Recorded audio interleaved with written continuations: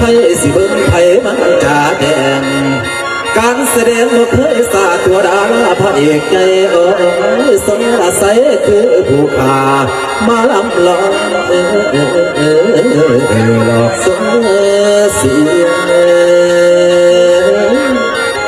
อ่านแล้วคอยดังเด้อเปียกเปียกไอ้เพื่อนซอยเราคือหลังแน่พอนโอ้ยอย่าได้พังมือไปต่อเติมอีกคือเขา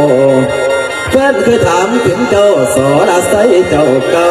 บคำบัดมาเห็นแล้วว่าเท่าเมื่อเศร้าจมหาแม่นผู้ใดเอาทานเสียเป็นคนเขาเป็นมีผู้ใดเสียแกคิดว่าพี่น้องศรัทธาเจ้าผู้สงสัย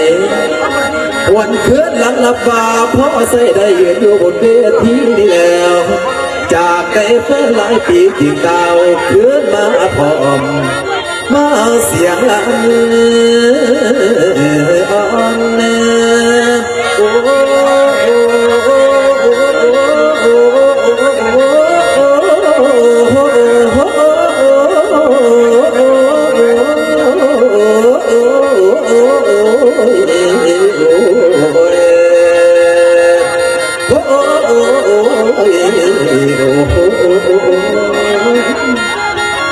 นี่แล้วมาเอาเสียงหมดบอดเพื่อนฝากตัวเสมอละคำไม่คำฟังจงเสียคันใส่ไว้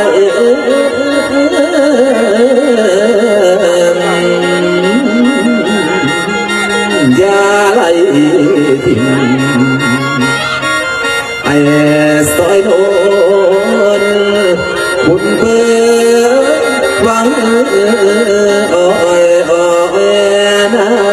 โอ้ยโอ้โอ้โอ้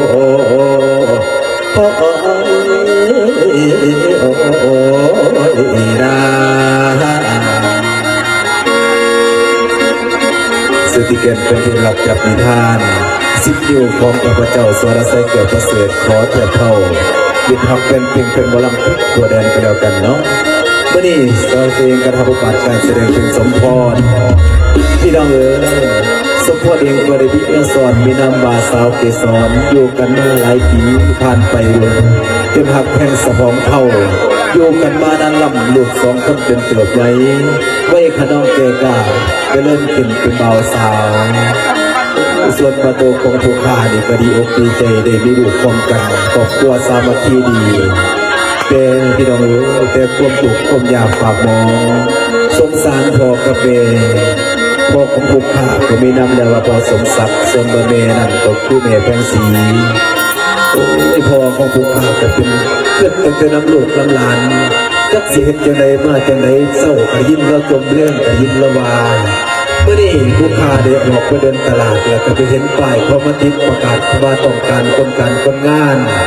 จึงคิดว่าอยากเสียเรื่องนี้ปรึกษาหารือน้ำพอพร้อมกับลูกและเบี้ยนักสักวัน